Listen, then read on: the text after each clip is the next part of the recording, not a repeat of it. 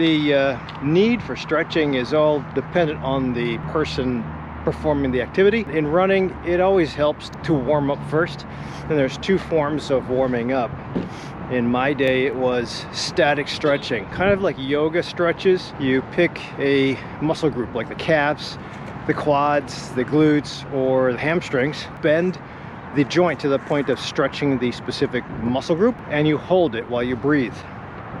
That's typically what you do with yoga without bouncing. You don't go like that to warm up the muscle because there's risk of tendon injury. Nowadays, if you've ever seen football players doing high knees or butt kicks with their heels, that's kind of dynamic stretching where you're actually moving the muscle, warming it up, and honestly, the idea with muscle firing off better and preventing injury is just to turn on the brain muscle connection.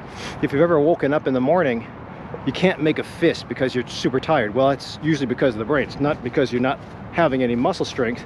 Same thing with getting up out of bed and walking down the steps. You have to take your time, and that's not, you don't really need a warm-up for that, but you just have to get the brain firing off quickly. That's the benefit of dynamic stretching. But bottom line is, I think it's important to do either one before your event. And I don't like running, but if you're going to be going on long hikes with me, I think it's important to consider doing that kind of activity to add to your success, both in Zone 2 and Zone 5 training. So there is no reason to be intimidated by running or jogging, and I think it just gives you variability with your tolerance to exercise. This is the Turkey Trot 2023, and there are some really serious runners here. They're in the first corral, and there are not so serious runners here. What this serves for me is to test my mettle as far as my training and tolerance. I don't run, but I figure if I can tolerate a drop-in run out of nowhere, it says something about muscle fitness and cardiovascular resistance. Training is boring, especially if you hike. The only good thing about hiking outside of Chicago is that you see nature. But if you're on a treadmill, it's super boring. Using these events, which is the Turkey Trot, maybe Shamrock Shuffle, keeps you motivated towards staying in shape for the next one. And all this is not to get to altitude, it's to manifest the best level of health that you can.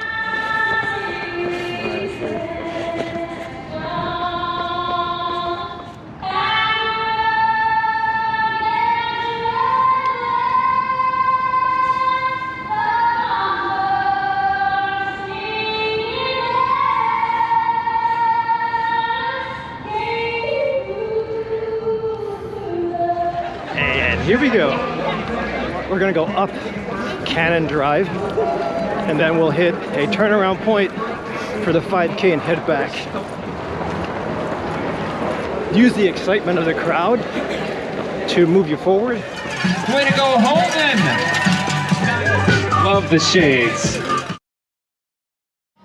Now we can actually eat a lot of crap, right, buddy? Trying to optimize your health, take advantage of just exercise. The motivation to finish was cool and high because of the crowd. It helps to be in group events. So whether you're going with me hiking, this year it's Mount Rainier, there's always going to be an excuse to quit or to stop. If you're on a treadmill or if you're running outside and it's freezing cold, having accountability and a deadline keeps you engaged.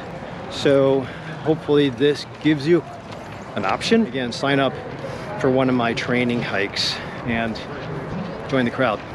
Stay fit.